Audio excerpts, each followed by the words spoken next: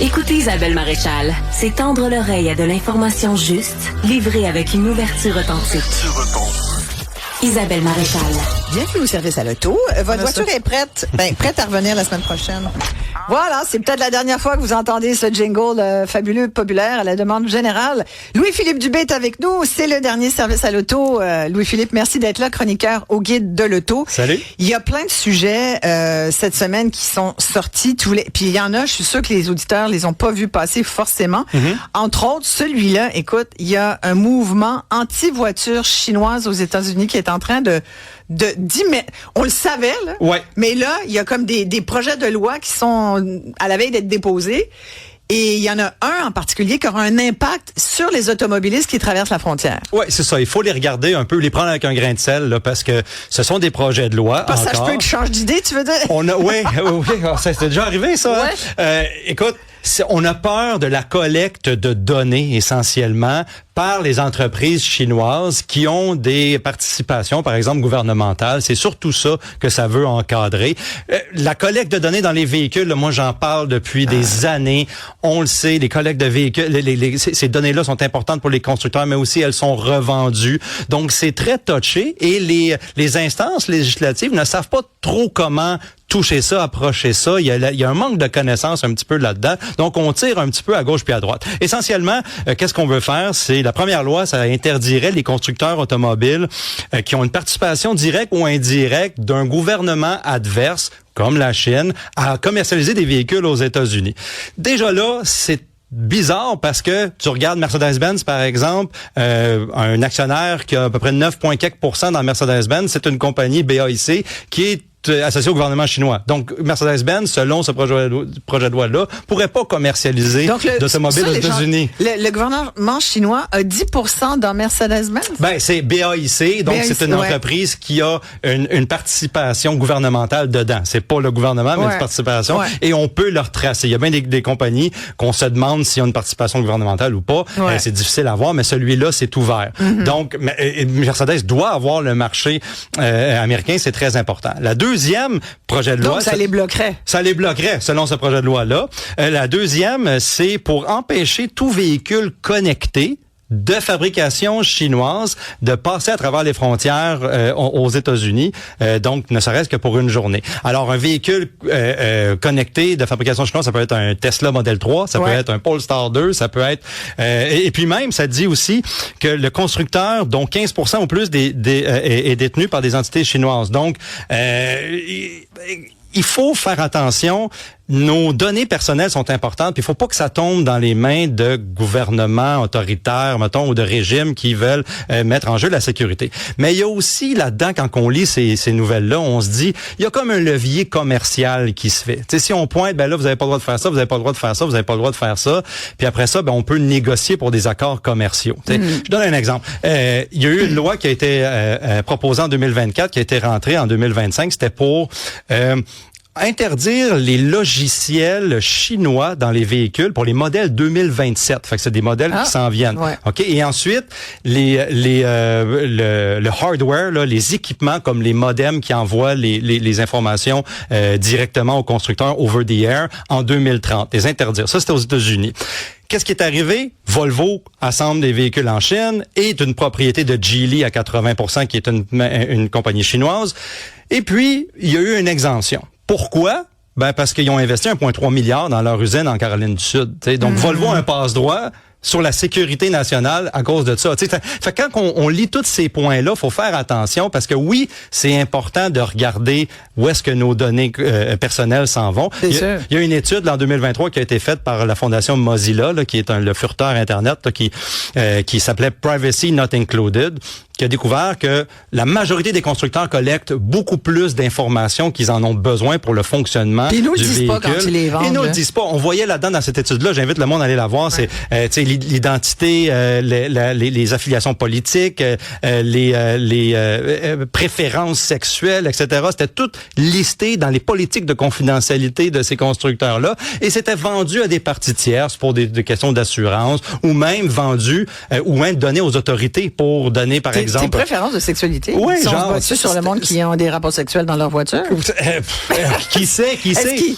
Depuis ce temps-là, il y a des gens qui font bien les affaires dans leur voiture. Depuis ce temps-là, en 2023, il y a plein des affaires qui sont arrivées. Il y a un couple qui avait un véhicule GM équipé de OnStar, que leurs primes d'assurance ont augmenté extraordinairement du jour au lendemain. Ils ont fait une enquête et se sont rendus compte que GM avait vendu leurs données de déplacement, 120 pages de données en 6 mois, à une partie tierce qui a vendu à son tour à la compagnie d'assurance pour les déclarer moins assurables. Donc ça a été réglé aux États-Unis. GM a été puni pour 5 ans pour le droit de vendre les données personnelles sur 5 ans chez GM. Donc là, c'est très intéressant. Fou. Mais puis sur les 2 projets de loi dont tu parlais au début, là, ce qu'il faut préciser, parce que moi ça m'a surpris, c'est pas des Trumpistes, là, c'est pas des républicains. Non, les deux, c'est une 2 sénatrice. démocrates. C'est ça, démocrate. Oui, exactement. Fait que, des fois on se dit, quand Trump sera plus là, on va pouvoir respirer.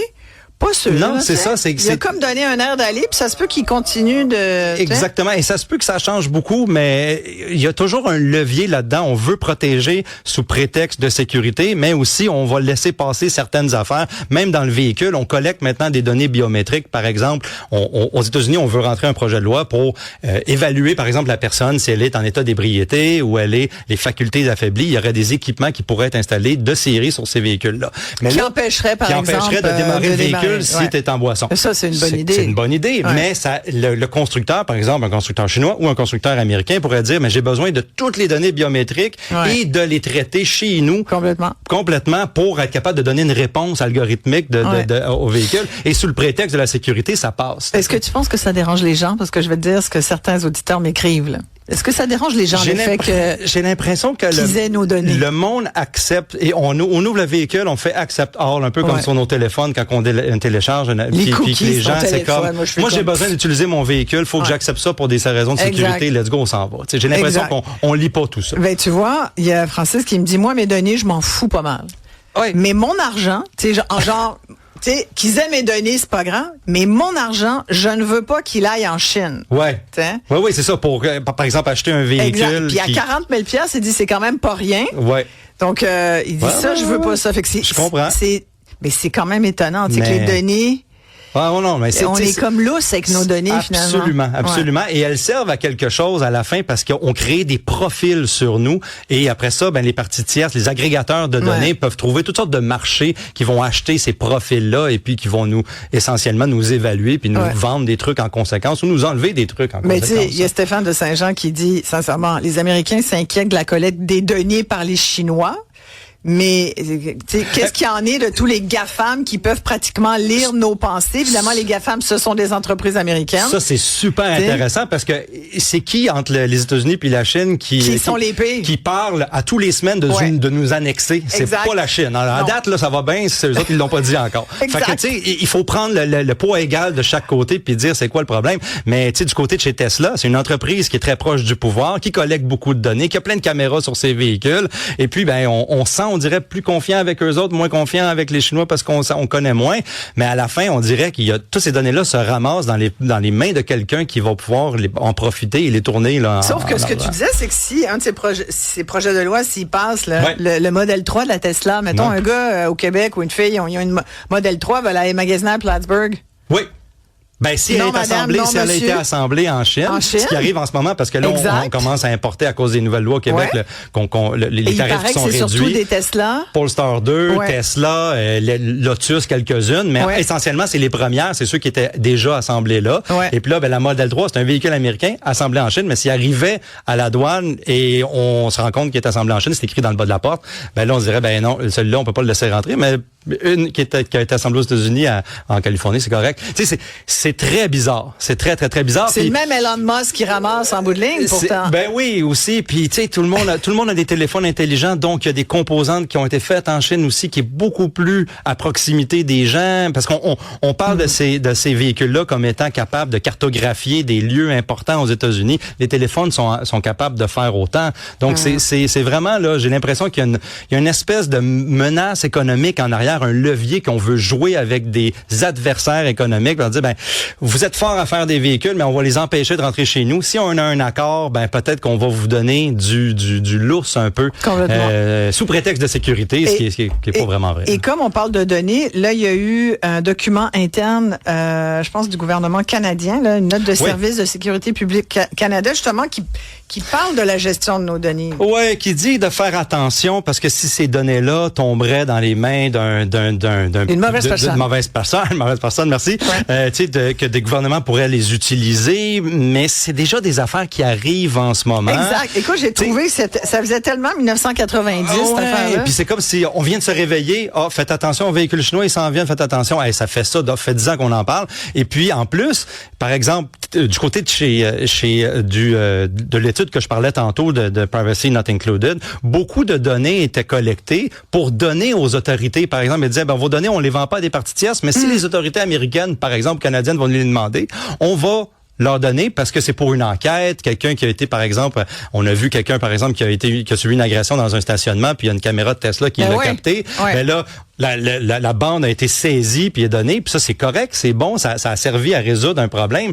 Sauf que on peut se servir de ça pour collecter toutes sortes de données et c'est aux États-Unis, je le répète, au Canada, pas en Chine là, tu sais, c'est pas des. Imagine avec l'intelligence artificielle. Et ça c'est une autre affaire parce que maintenant on a la capacité de traiter des données de manière stratosphérique dans le véhicule et de prendre des décisions dans le véhicule à cause de l'intelligence artificielle. Je me suis entretenu avec une intelligence artificielle dans un nouveau Volvo, un EX60 là, la semaine dernière au lancement. Ah! Et puis comment ça? Raconte-nous. C'est parce qu'ils ont installé Google Gemini dans le véhicule qui est capable de commander certains systèmes dans le véhicule. Et puis on a déjà des assistants virtuels dans les véhicules quand tu dis hey Google change la température à 22 degrés puis ça va le faire. Maintenant avec Google Gemini, tu peux avoir plus une conversation. Tu peux dire hey Google j'ai froid un peu, fait qu'il va augmenter un peu la température, augmenter la température du siège, puis il va peut-être changer les buses pour mettre un peu plus d'air sur toi, etc. Fait que t'es plus dans l'ordre direct. C'est comme une conversation. T'es dans l'analyse. Là, il est capable de lire ton émotion. Parce que dire j'ai froid, c'est comme une émotion. Je veux un café, exactement. Donc je prendrais un café, il sort à la prochaine sortie du... Puis il arrête au Tim Hortons. Il va devenir de plus en plus intelligent, plus je vais lui parler. Par exemple, il va apprendre de plus en plus sur moi. Puis aussi, moi, je lui ai demandé comment t'aimes ton travail, qu'est-ce que tu fais dans le X60. Alors, il m'a énuméré, je suis capable de changer la température des sièges, je suis capable de faire ci, je suis capable de faire ça, je suis capable de faire ça. Et en plus, il m'a dit, en anglais, il m'a dit, j'aime mieux ça être ici qu'être dans une salle de serveur. J'ai une belle vue, puis en plus, être sur la route, puis etc. Oui, j'ai même enregistré ça. Je l'ai pas encore téléversé sur le guide de l'auto, mais j'ai enregistré un peu la conversation que j'avais eue. Et puis, Il y a quelle voix? C'est comme une voix générique là d'un homme dans trentaine. Ouais. Puis écoute, as-tu demandé, trouves-tu que je conduis bien? Ah non, je me suis pas rendu là. Je voulais pas me faire juger. Tu voulais pas qu'il te juge? Non, mais je me suis pas rendu là parce que la conversation, on aurait pu l'avoir pendant vraiment longtemps. Là, tu jases. Là, tu fais Montréal-Québec, là, ça a 20. Là. L'important là-dedans, c'est que le processeur dans le X60 est tellement performant qu'il est capable de traiter toutes ces données-là, mais dans le background, il traite toutes les autres données qu'il collecte à propos de moi, mes autres conversations, mes destinations, mes préférences, etc. Et c'est fait dans le véhicule, pas à l'extérieur du véhicule nécessairement. Donc, complètement. Il va devenir aussi beaucoup plus intelligent avec le temps parce que le véhicule va avoir des mises à jour continuelles. Donc, il va être capable de contrôler plus de systèmes dans le véhicule avec le temps, avec les années, etc. Donc, c'est pas juste ces Volvo, c'est inévitable. Vous allez entendre parler de ça continuellement dans l'industrie automobile. L'intelligence artificielle. Il s'appelle pas Claude, ton passager. Non, mais ça se peut. Il y a d'autres constructeurs. Ce qui est sorti là avec Claude, qui est propriétaire. Claude, qui est comme un chat GPT. Je connais. Vraiment un niveau plus avancé, plus complexe, qui appartient à la compagnie américaine Anthropic. Ils ont suggéré que cette IA-là soit mise sur pause. C'est eux-mêmes qui ont dit, OK, peut-être que si tout le monde est d'accord, on mettrait Claude, notre IA, sur pause. On arrêterait le développement pour le moment, mais il faudrait que toutes les autres soient d'accord pour que finalement on fasse ce que l'expert montréalais Bengio suggérait il y a 4 ans dans une longue lettre qui avait été signée par plus d'une centaine de spécialistes en IA qui disaient il faut ralentir. Là, on va tellement vite en matière de technologie. On va se mettre dans le trou. Claude, là, il paraît Anthropic s'est rendu compte que finalement l'intelligence artificielle a même plus besoin d'humains pour la commander, pour lui dire, pour la coder. Fais ça tout seul. Elle peut apprendre lui-même. Elle peut apprendre elle-même en se réparant elle-même. Elle se répare elle-même si on le savait, mais elle se code elle-même. Ça, c'est un autre niveau que se réparer soi-même. Ça, c'est juste comme elle peut décider ce qu'elle fait elle-même. Ouais, donc dans un véhicule, par exemple, elle pourrait dire, moi, je prends en charge. Ça ne tente pas d'aller à Outdoor Charge. Ouais, c'est ça. Je prends en charge un autre système dans le véhicule, même si c'est pas dans ma prescription. Je vais dire, non, je vais le contrôler ça. C'est toi qui conduis, mon cher ami. Ouais, ça peut, écoute, c'est ça. Moi, quand je vois ça, je me dis peut-être qu'on devrait y penser un petit peu. Hey, cher ami, magnifique été devant vous. On va continuer de suivre le guide de l'auto, bien sûr. Louis-Philippe Dubé, merci beaucoup. Merci d'avoir reçu. On en profite pour remercier Antoine, qui est à l'île du Prince-Édouard. Oui. Il est parti faire un tour d'auto. Tu m'étonnes, mes espèces de gars de char. On s'arrête ici. Comme justement, c'est l'été qui s'en vient, on s'est dit, quelle est votre toune d'été? En avez-vous une déjà? On va vous en suggérer avec bonne amie Isabelle Perron et quelques surprises. Restez là, tout le monde.